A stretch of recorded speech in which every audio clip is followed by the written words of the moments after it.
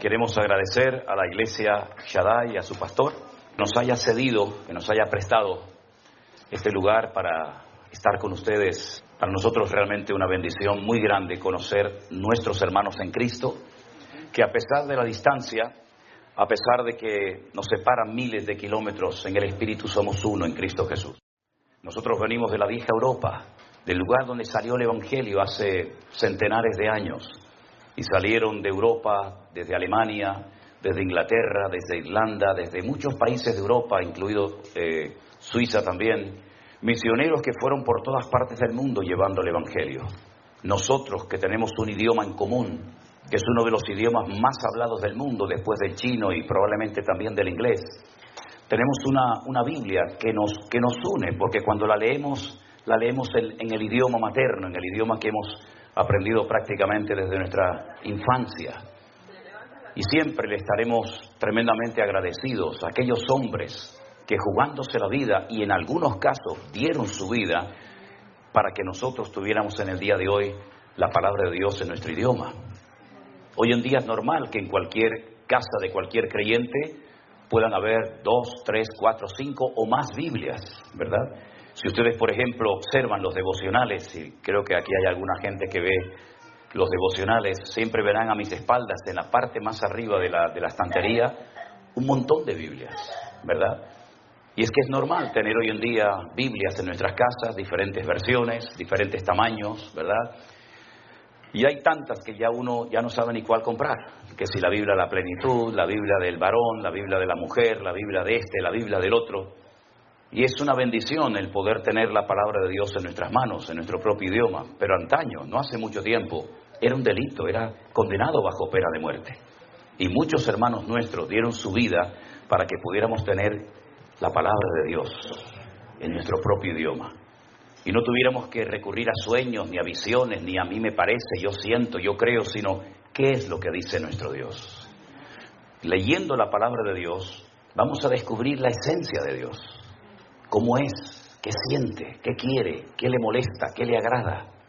La primera letra de la Biblia que aparece en el libro del Génesis en hebreo es una letra que se llama la letra Bet, que es una letra que significa casa, es una letra que son 4 preposiciones, no se puede traducir las 4 preposiciones al mismo tiempo, Casidoro de Reina tuvo que escoger una, en, pero podía ser entre, o otra más, ¿verdad?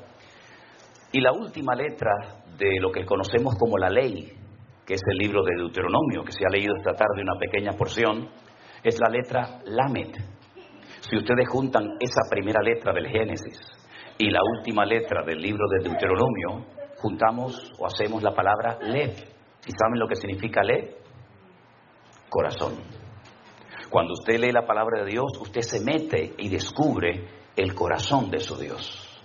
No hay nada peor que conocer poco de nuestro Dios y de su palabra.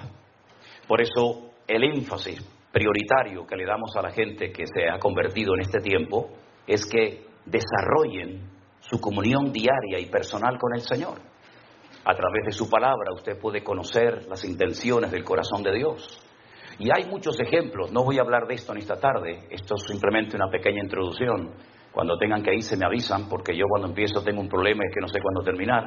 Pero como tengo 8 horas de diferencia, me imagino que estoy en España y juego con un margen de 8 horas, ¿no? Así que discúlpenme si me extiendo demasiado. Pero tenemos casos en la Biblia de personas que nunca leyeron la Biblia. Nunca. No fueron nunca a un culto, no tuvieron un pastor, no iban a la escuela dominical de niños, nunca fueron a ningún campamento cristiano. Pero ellos conocían la esencia de Dios. Por ejemplo, tenemos al joven José. Yo veo que hay jóvenes en esta tarde aquí. Y fíjense que cuando José fue vendido por sus propios hermanos y apareció y dio con sus huesos en Egipto y posteriormente en la cárcel, él nunca había leído la Biblia, no se había escrito ni una letra de la Biblia. Todavía Moisés, faltaban cientos de años para que naciera. Pero cuando a él lo compra un señor llamado Potifar, ¿se acuerdan? Es curioso, ¿no? Para los hermanos era un peligro, para Potifar era una bendición. Qué cosas tan extrañas a veces aparecen en la vida, ¿verdad? Pues dice la Biblia que la esposa de Potifar se enamoró de él y quería mantener relaciones con él. Y entonces él le dijo, ¿cómo voy yo a pecar contra mi Dios? ¿Cómo sabía él que eso era pecado? ¿Dónde estaba escrito? No estaba escrito en ninguna parte, pero él tenía comunión y relación con el Señor. Y cuando tú tienes comunión y relación con el Señor, tú conoces el corazón de tu Dios, ¿sí o no? Él no necesitaba leer la Biblia. Cuando el Señor le dijo a Abraham, sal de tu tierra y de tu parentela, él no dijo, ¿me habré inventado esta voz?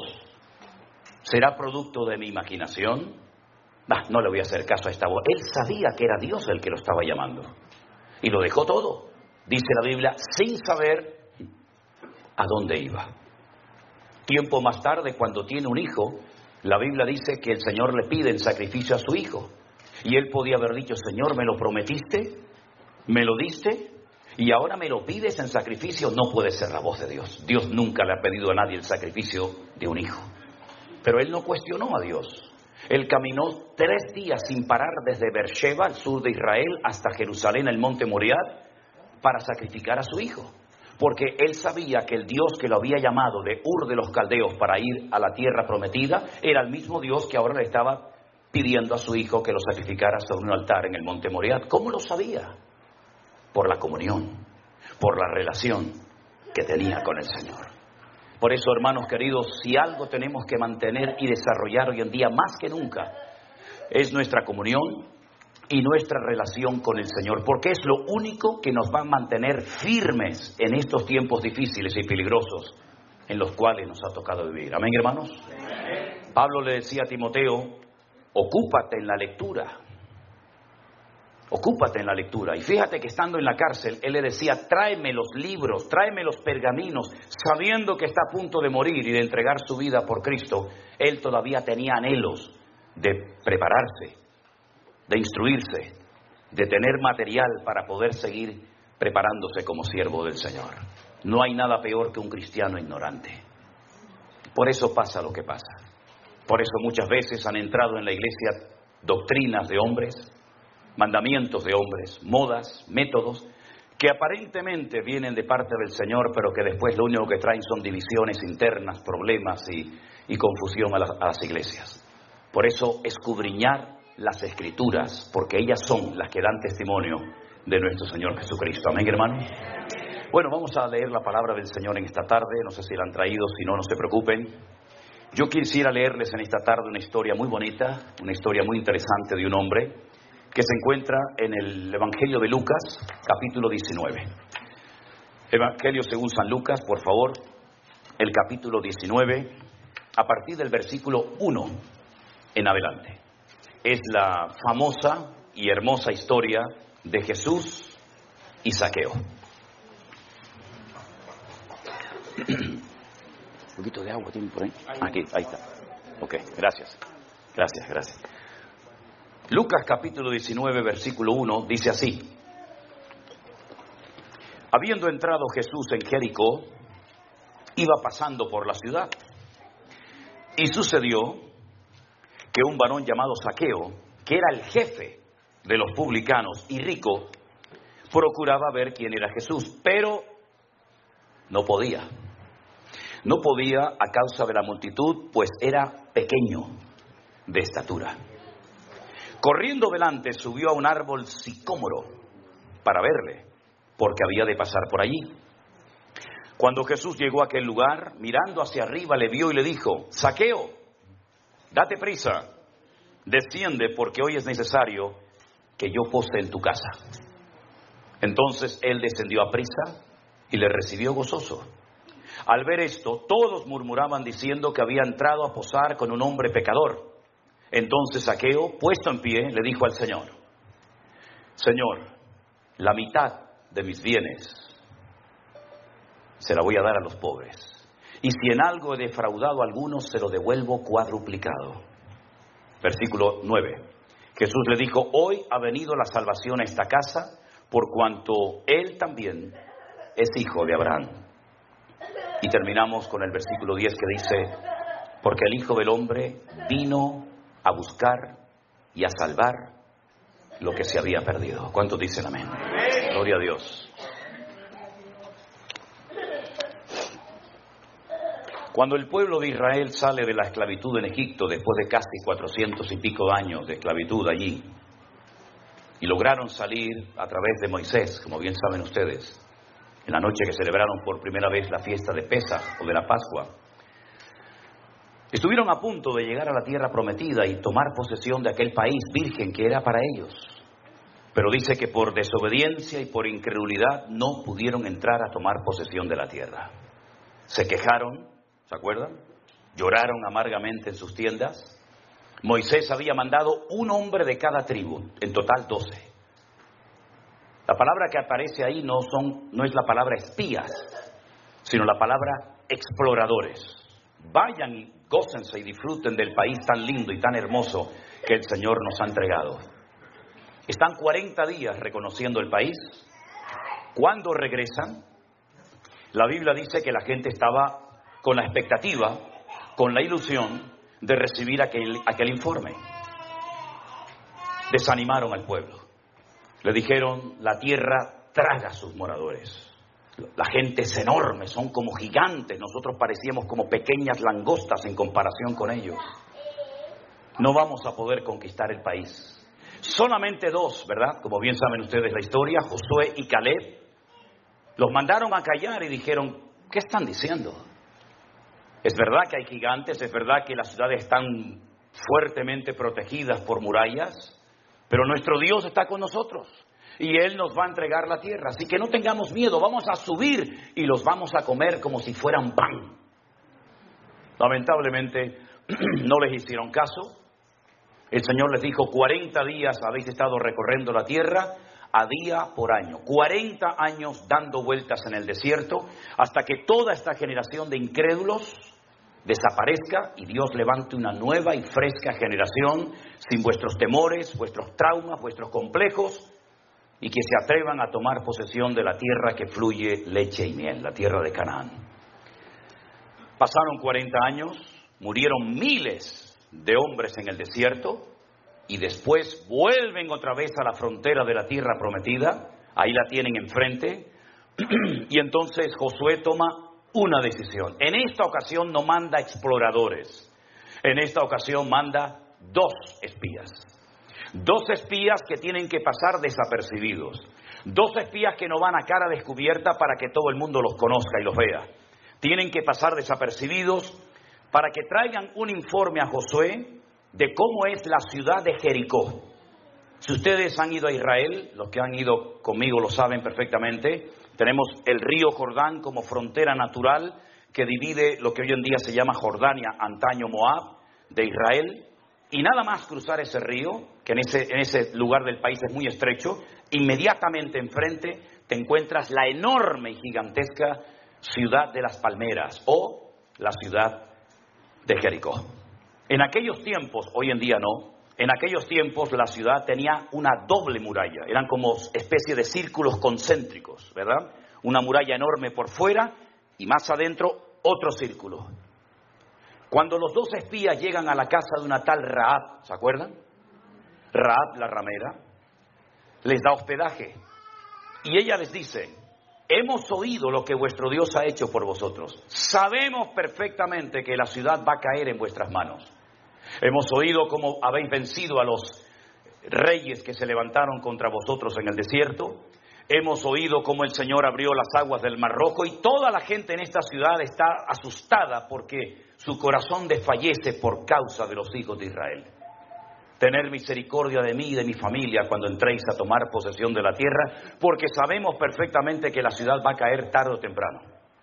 Ellos le dijeron, si tú no le cuentas nada al rey, si tú no le cuentas nada a ningún hombre de que hemos estado aquí, tendremos misericordia de ti y de tu casa, pero 2 condiciones. Primero, no salgas de la puerta de tu casa, quédate dentro.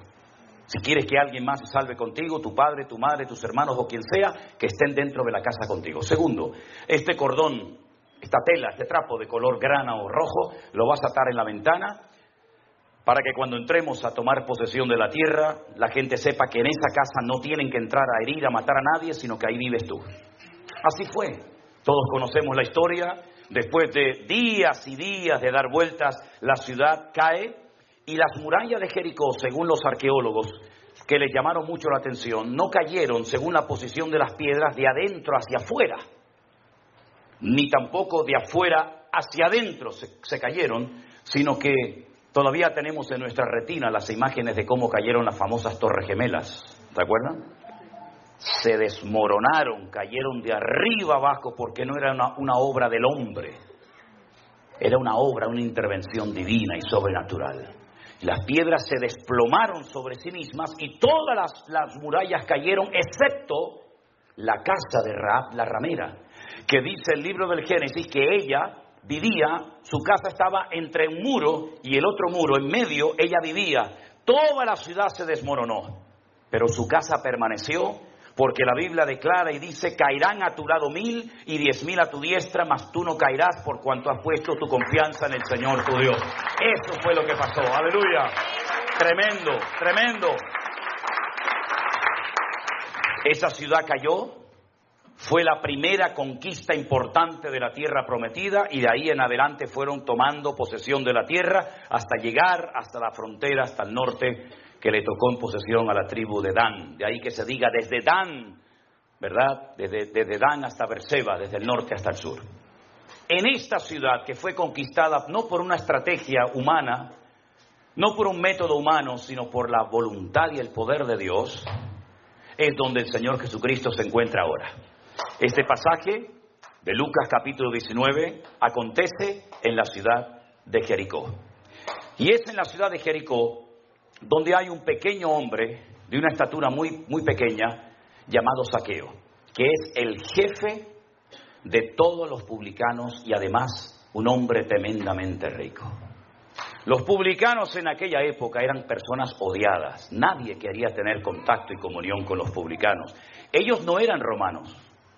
Los publicanos no eran extranjeros, por lo menos en Israel. Eran judíos que se pasaron al bando contrario, al bando del enemigo, y se encargaban de recaudar los impuestos para el enemigo y al mismo tiempo se llenaban los bolsillos. Y por eso se enriquecían de una manera injusta. Este es el jefe de todos ellos. Uno de los peores insultos que se te podía decir en aquella época a un hombre era llamarte publicano, que es lo mismo que traidor. Traidor. Recaudando, sacando el dinero, robándonos el dinero, nuestros ahorros, nuestros recursos, para dárselos al imperio romano, al enemigo. El Señor Jesucristo llega a la ciudad de Jericó porque fue conquistada milagrosamente por el poder de Dios, y este hombre lo quiere ver, pero dice la Biblia que es muy pequeño de estatura. No lo puede ver, no se desanima, no se deprima, no dice, bueno, total, ¿qué más da? Sino que sale corriendo, se sube a un árbol sicómoro. De hecho, el árbol sicómoro más famoso de Israel justamente está en Jericó. Los turistas van y se sacan fotografías al lado de un árbol sicómoro. ¿Y qué es un árbol sicómoro? Ustedes saben que para trepar, para subir a un árbol, a veces uno tiene que poner una escalera, porque las ramas están muy altas, pero el árbol sicómoro no. El árbol sicómoro es muy fácil treparlo, es como si fuera una escalera, porque las ramas empiezan desde abajo, así.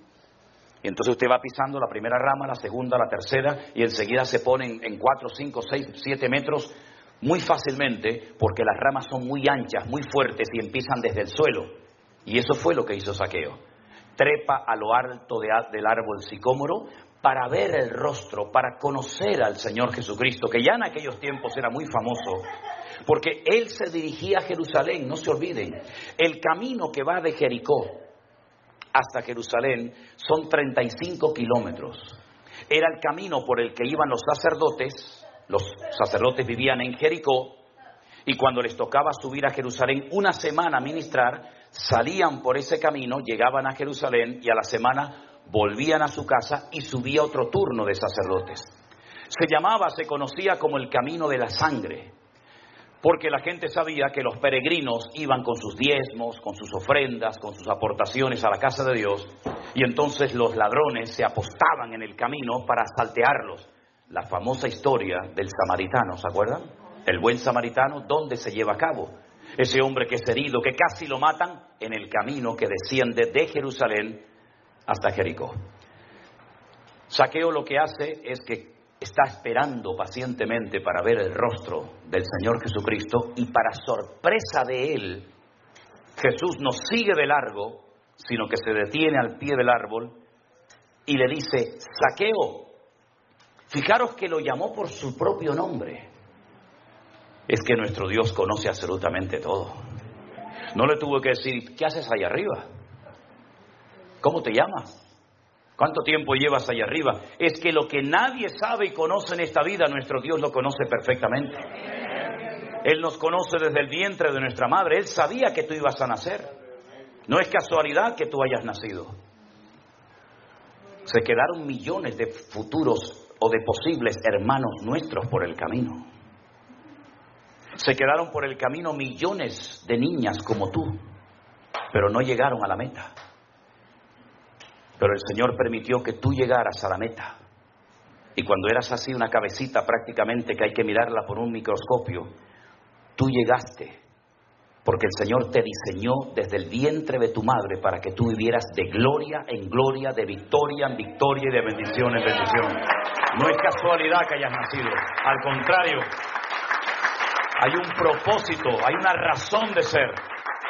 Si cuando no eras nada sin Cristo llegaste el primero a la meta, imagínate ahora que el Señor está contigo como poderoso gigante. Nadie te podrá hacer frente en todos los días de tu vida. ¿Cuántos dicen amén? El Señor Jesucristo le dice: baja, Zaqueo, ven.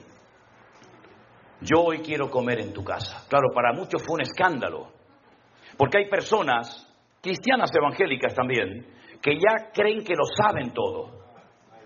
Tienen sus esquemas. Esto está bien hacerlo en la iglesia, pero esto no. Porque te educaron, te criaron como que tú eres el que controlas. Tú eres el que sabes. Y entonces, en cuanto se sale el programa del protocolo o del horario, o el predicador no sé qué, o el músico, enseguida nos ponemos nerviosos. Y por eso muchas personas en la época del Señor Jesucristo se ponían nerviosos cuando, por ejemplo, veían que iba a entrar a la casa de un publicano, de un traidor.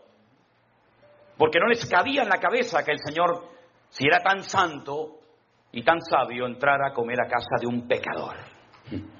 Pero ¿para qué vino el Señor Jesucristo a este mundo, mi hermano? ¿Para darle una palmadita en la espalda a los religiosos y que sigan con su fariseísmo y con su hipocresía? ¿O Él vino a buscar y a salvar lo que se había perdido? Porque es muy fácil ser cristiano aquí adentro. Pero es que yo he visto un montón de gente durmiendo ahí en la vereda de esta calle, que de alguna manera habrá que ir a alcanzarlos para Cristo, o por lo menos evangelizarlos en algún momento. Pero no le lleve una Biblia a un muchacho que está enganchado a la droga, a la heroína, a la cocaína, al crack, que está pasando frío, hambre. No le lleve una Biblia porque no le va a servir de nada. Llévele un pan, llévele un café con leche y después le regala la Biblia. Primero vaya a lo natural y luego vaya a lo espiritual. Pero si va a lo espiritual, una persona que está enganchado al mundo, que el diablo lo tiene en sus manos, la Biblia en ese momento ni siquiera la va a apreciar. Lo que va a utilizarla es arrancando la Biblia para hacerse canutos de marihuana y fumárselos, como muchas veces ha sucedido. Entonces Jesús entra en la casa de Zaqueo el publicano porque es la persona más representativa de la ciudad en cuanto a los pecadores se refiere. Ahora fíjese qué interesante, ocurren cosas que si usted no conoce un poquito la ley del Antiguo Testamento le van a resultar sorprendentes. Jesús entró en su casa, no fue solo, sino que fue con 12 hombres más, sus 12 discípulos, ¿verdad? No abre la boca en ningún momento, no dice absolutamente nada, no le reprocha a Zaqueo absolutamente nada. Nosotros a veces, algunos cristianos, tienen la manía, la mala costumbre de cuando entra un pecador a la iglesia, una persona de la calle, queremos en 5 minutos cambiarle la vida. Y no lo bautizamos ahí mismo porque no hay posibilidad, si no hasta lo harían. Que si huele mal, que si lleva una virgen o un crucifijo colgado en el cuello, que si va en sandalias o descalzo. Tranquilos, la obra no la vas a hacer tú. La obra la va a hacer el Señor. Porque si la haces tú, la obra va a durar lo que dura el culto. Pero si la obra la hace el Señor, va a durar por la eternidad. Entonces,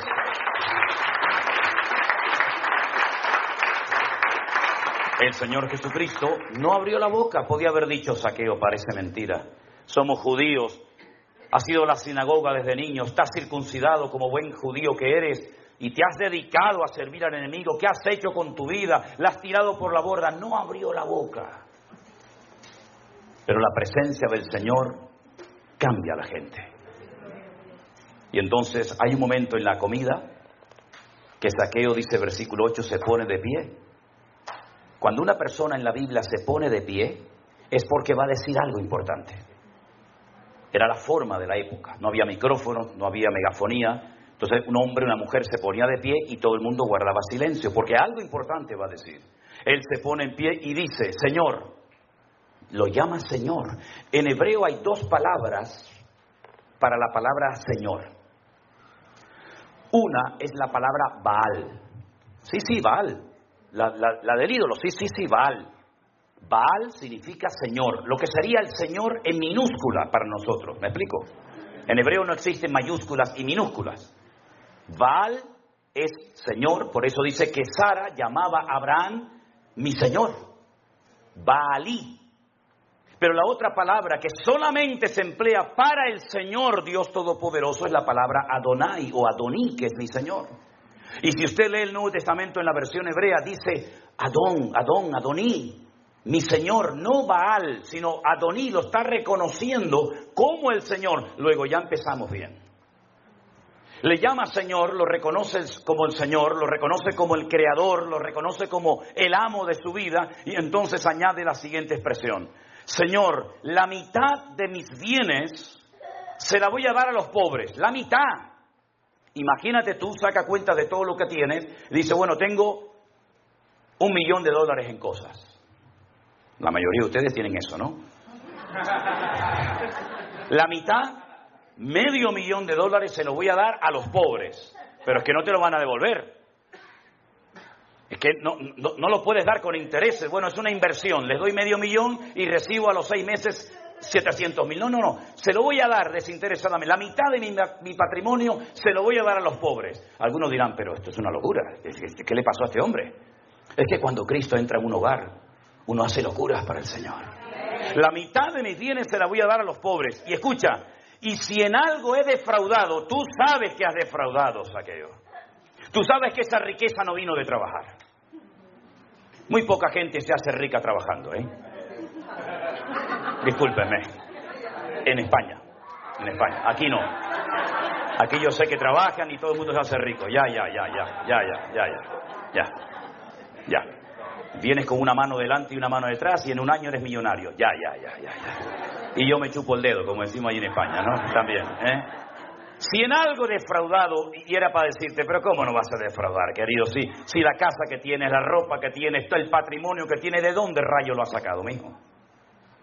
Si te has enriquecido a costa de la gente abusando de tu autoridad, porque eres el jefe de todos los publicanos. Si los publicanos ya eran ricos y tenían capacidad económica, imagínate el jefe de todos ellos, ¿verdad? Si en algo defraudado se lo devolveré cuadruplicado. Y ahora aquí tengo que pararme a dar una pequeña explicación. La ley de Moisés, la ley que el Señor le dio al pueblo de Israel en el monte Sinaí, dentro de los 613 mandamientos que tienen, 613, hay uno que decía que cuando una persona robaba algo, no era suficiente con pedirte perdón. No era suficiente con devolverte lo que te he robado.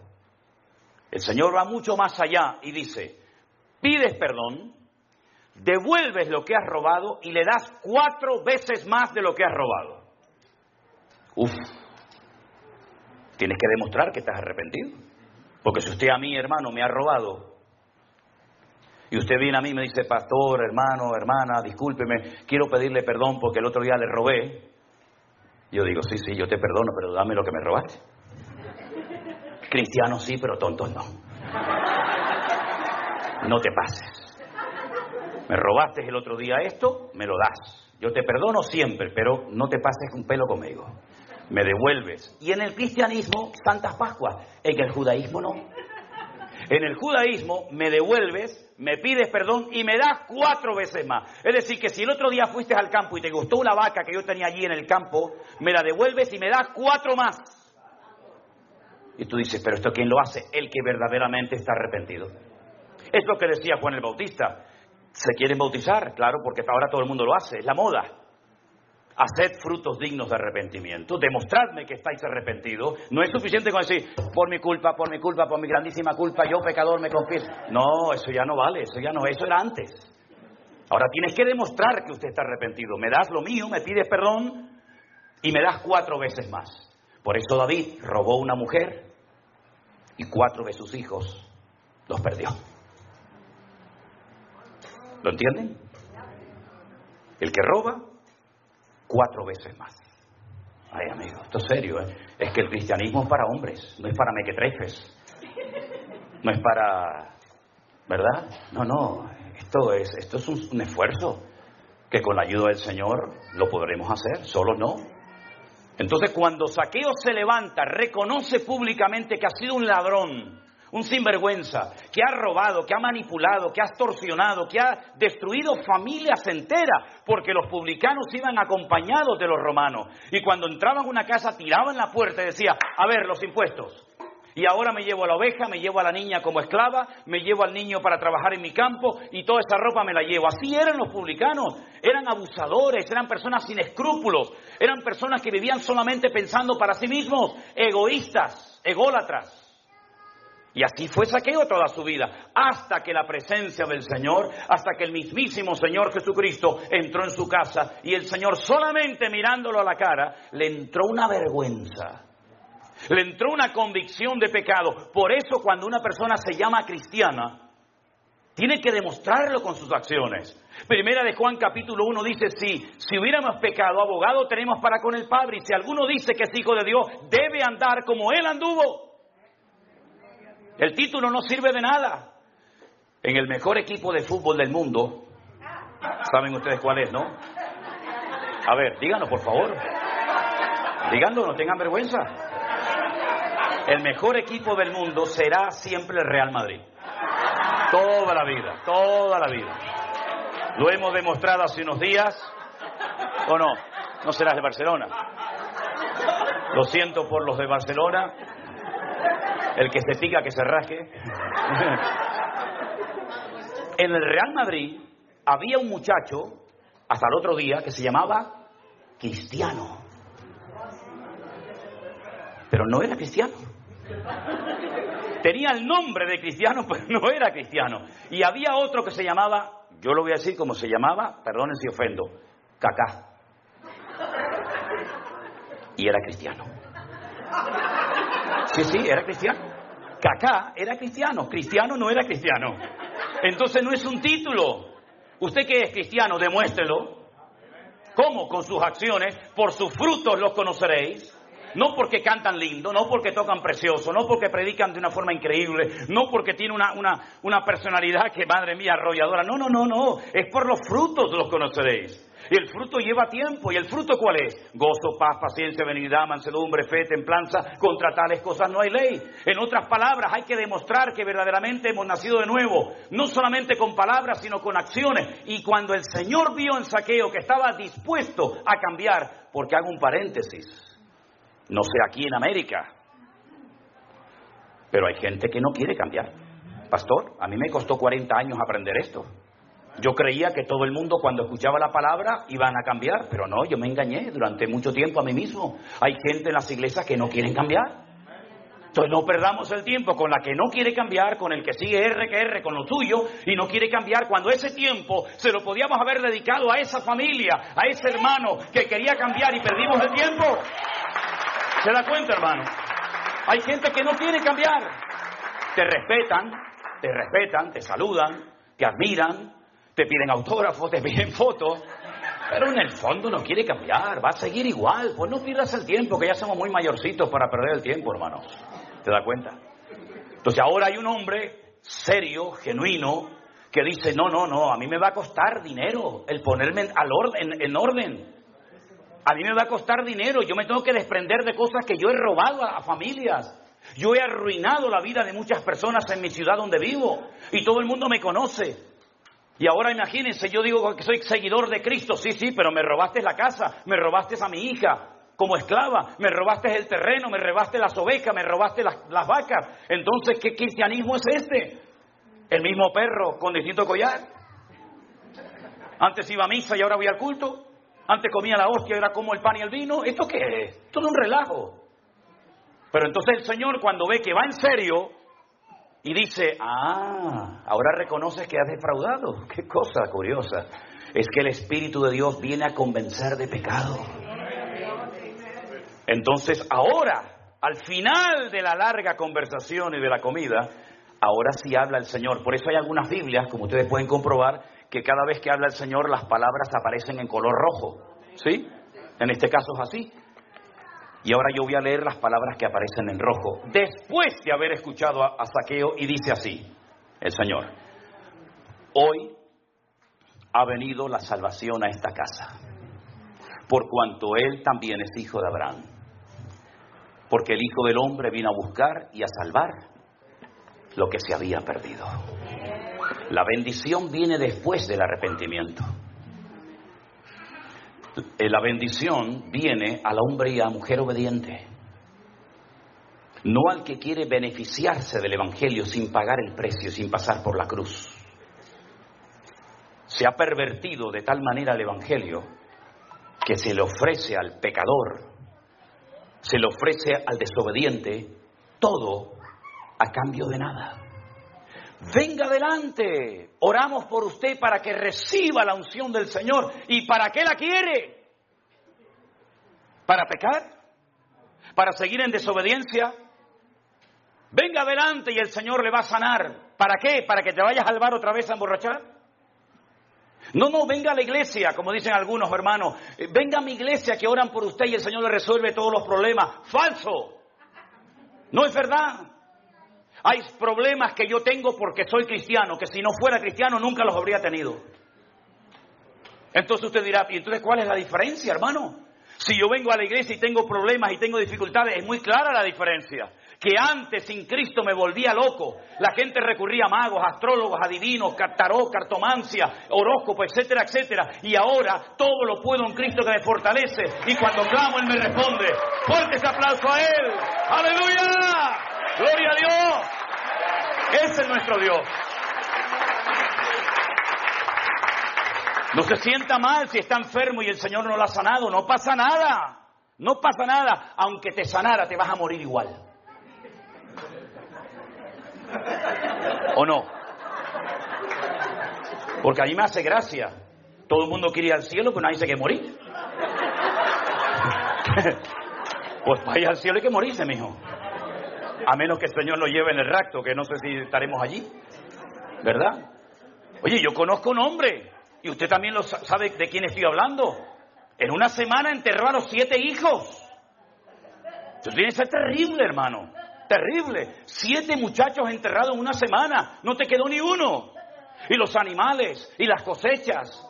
Y hasta la mujer se le puso en contra. Y le dijo, muérete de una vez y maldice a Dios. Y los amigos vinieron más que para animarlo, para hundirlo más todavía de lo que estaba, ¿verdad?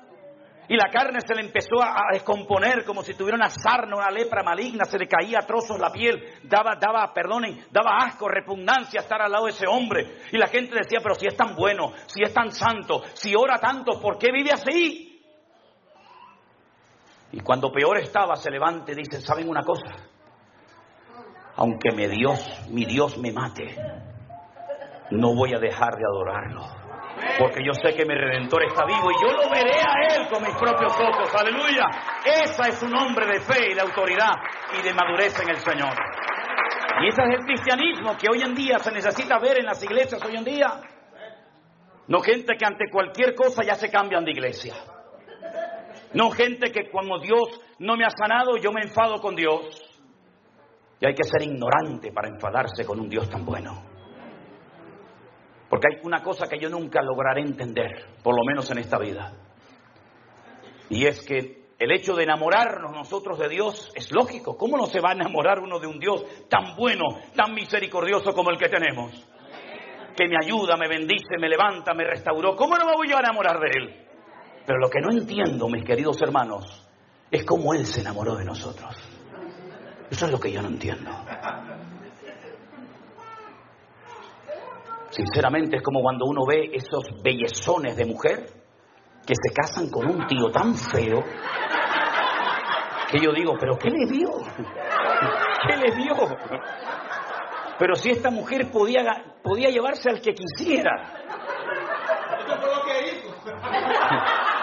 Pues el Señor escogió a lo vil, a lo menospreciado, al mentiroso, al borracho, al desobediente, al traidor, al fornicario, porque de tal manera amó Dios al mundo que ha dado a su Hijo unigénito para que todo aquel que crea en Él no se pierda, mas tenga vida eterna. Apláudale fuerte al Rey.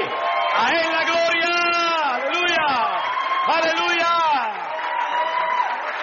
Zaqueo, ¿quién iba a ser amigo de Zaqueo?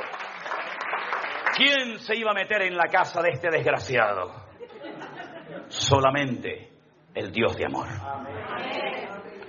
Y le cambió la vida, como nos la cambió a nosotros. Y por eso cuando yo entendí esto, cuando yo fui por primera vez en mi vida a una iglesia evangélica y comencé a ir, y un día y otro día, y un domingo y otro domingo, y mi padre, que siempre se pegó años preguntándome: Manolo, ¿tú qué vas a hacer en la vida? ¿Tú qué vas a hacer?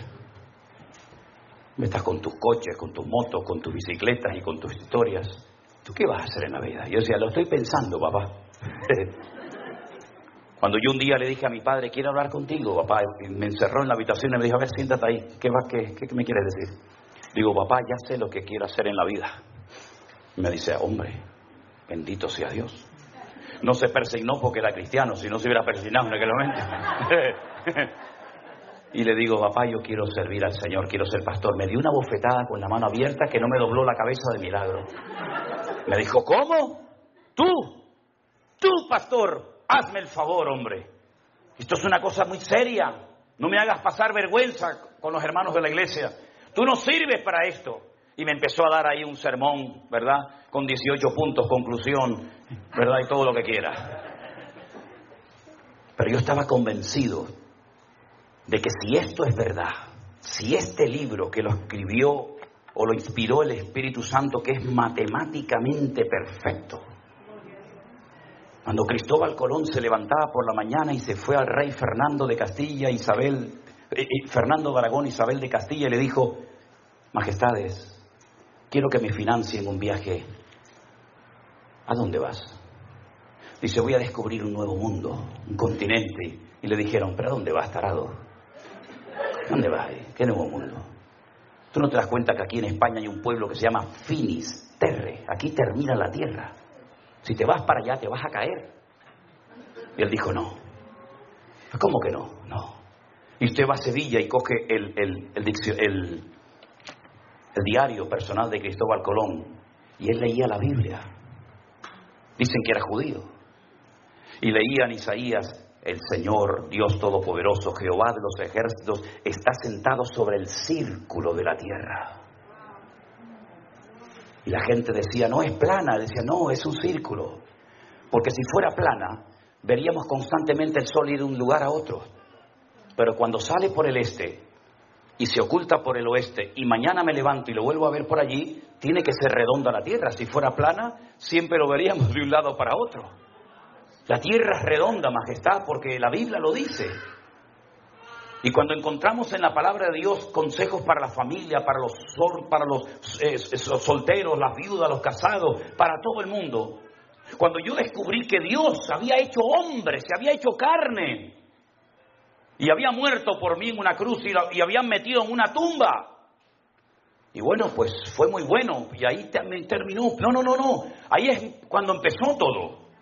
Al tercer día dice la Biblia que fueron a buscarlo y no estaba, la tumba estaba vacía. Y no es que habían robado el cuerpo, no es que se habían equivocado de tumba, no, sino que había resucitado, dice la Biblia. Y la piedra no se movió para que él pudiera salir, sino cómo va a salir. No. La piedra no se movió para eso. La piedra se movió para que tú entres y veas que la tumba está vacía. Cuando yo entendí eso, yo dije: Dios mío, esto es increíble. Que Dios murió por mí, que lo metieron en una tumba. Yo he estado docenas de veces en la tumba donde Jesús estuvo enterrado, allí en Jerusalén. Y nunca olvidaré cuando un día dentro de la cueva donde José de Arimatea la había labrado para prepararse su sepultura y la de su familia, una hermana me dice: pero hermano, ¿qué venimos a ver aquí? Y le digo: aquí, nada. Y me dice: ¿cómo que nada? Digo, ¿se imagina que estuviera ocupada? ¿Se imagina? Yo le puedo llevar al que quieran a la tumba del rey David. Digo, mira, ahí está David Hamelech, el rey de Israel, el dulce cantor de Israel. Venga, te voy a enseñar la tumba de Abraham. ¿Quieres ver la tumba de Adán y Eva? ¿Quieres ver la tumba del patriarca Jacob, Isaac? Ven, te la enseño. ¿Quieres ver dónde está enterrada Raquel? ¿Quieres ver dónde está encerrado Zacarías? Yo te llevo. ¿Quieres ver la tumba de José? Pero la tumba de Jesús está vacía. Cuando yo dije, si esto es verdad, se lo tengo que contar a todo el mundo. Porque no todo el mundo sabe esta historia. Saben la historia de Semana Santa, de la religión muerta y vacía. Que tienen que llevarlo a cuestas. Que tienen que sacarlo y meterlo cuando no llueve. Porque cuando llueve, cuidado que se mojan y se echan a perder las estatuas. Tuvimos hace poco en una de las 7 islas Canarias, en una pequeñita que se llama La Palma, un volcán que hacía 50 años que no explotaba. Así, de la noche a la mañana, en décimas de segundo, ¡pum!, explotó el volcán. 3.000 casas las destruyó en pocos días. Carreteras, colegios, fincas, terrenos, invernaderos. No destruyó toda la isla por la gracia y la misericordia de Dios. Como el volcán en las Islas Canarias va muy lento y más o menos se puede prever el recorrido que va a hacer hasta que llega al mar, sabían que el volcán, que explotó más o menos como a la mitad de la isla, iba en dirección a un pueblo. No recuerdo ahora mismo Todoque, creo que se llama así el pueblo. Y entonces dijeron, uy, cuando llegue el volcán al pueblo va a destruir la iglesia del pueblo. Y entonces la gente salió corriendo a las iglesias, bajaron al San Pancracio, bajaron a la Virgen de no sé qué, bajaron al otro que estaba clavado en la cruz y veías a la gente corriendo por las calles con los muñecos a cuesta. Y yo decía, Dios mío, pero si ahora tienen una oportunidad extraordinaria para demostrarle a todo el mundo y a las Islas Canarias, no se preocupen, a mí no me tiene que cargar nadie, yo voy a parar el volcán, conmigo no puede porque yo soy Dios, somos dioses. Tienen ojos y no ven, tienen boca y no hablan, tienen pies y no caminan, tienen oídos y no oyen, y semejantes a ellos son los que los adoran. Pero sin embargo nuestro Dios no hay que cargarlo en hombro, a nuestro Dios no hay que pegarle gritos, porque nuestro Dios dice, clama a mí y yo te responderé, pedid y se os dará, buscad y hallaréis. Nuestro Dios oye, conoce y está con nosotros, es El Shaddai. ¿Cuántos dicen amén? Y puede ser que en esta tarde haya alguien que dice, yo ese Dios no lo conozco. Claro, yo tampoco lo conocía. Yo conocía la religión que los españoles trajeron aquí, a América, y a México, y a Venezuela, y a Colombia. Yo conocía esa religión que venía con la ley, con la orden debajo del brazo de los reyes de España, que conquistaran la tierra, tomaran posesión de ellas, y los que se resistieran y no se quisieran convertir al catolicismo, le cortaran el cuello. Esa es la religión que vino de allá. Una religión que no funcionaba allí y la querían traer aquí. Una religión con la espada en una mano y con la cruz en otra. ¿Te bautizas? ¿Te haces católico? ¿No? El siguiente. Sí, venga, para adentro. Esa es la religión que tú heredaste. No la elegiste tú, te la impuso tu papá, el abuelito y la abuelita. Esa religión no existía en la época de Jesús. Esa es la religión que viene del término religa, reluga, relegare, que significa atarse o volverse a atar otra vez. Jesús no era católico, tampoco evangélico. Jesús era judío, pero él vino enviado por el Padre para dar vida y vida en abundancia. ¿Conoces a ese Jesús? ¿Lo conoces? No lo sé. Ahora, yo ya he terminado, Yo no voy a seguir hablando más, podría hablar hasta mañana si quisiera. Pero ahora le toca a usted decidir qué va a hacer con lo que ha oído. Nosotros no venimos de España a que nos aplaudan, como usted comprenderá. Nosotros no venimos a España aquí de vacaciones. Hemos venido aquí para hablarte de mi Señor, el que me salvó, me liberó y me sanó. Si usted no conoce a ese Señor, hoy tiene la oportunidad de decir, como yo dije hace muchos años atrás, yo no creo en Dios, ni en pastores, ni en Biblias, ni en nadie.